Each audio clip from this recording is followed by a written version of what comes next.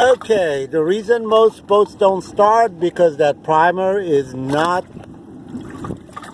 tight and it's soft. The reason for that is gravity pulls the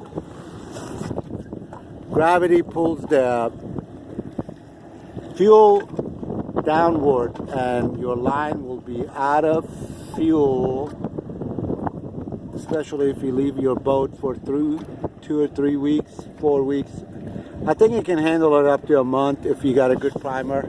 After a month, the fuel will go back in the tank and you got a dry line. Your low pressure fuel pump is not strong enough to suck all that to get your fuel back in. You need a primer. I also seen one boat that did not have a primer bulb. When he ran out of fuel, he put new fuel in, he could not get the boat running.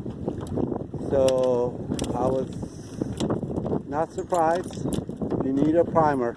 Second thing that can get you stranded is low voltage. Low voltage on a battery at 12 volt. You're at 50% charge according to the charts.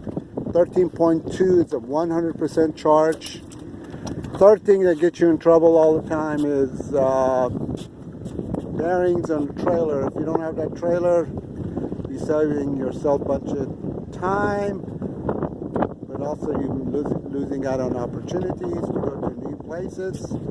So touch your bearings, make sure it's not hot. You should be able to touch it after 50 miles of driving. Get your primer bulb tight as much as you can before you start the motor. And make sure you have a charged battery. 12 volt is 50% charge. You need more than 12 volts. Good day from Galveston. Go fishing, go boating, or whatever you do. Have a great day. Talk to you later.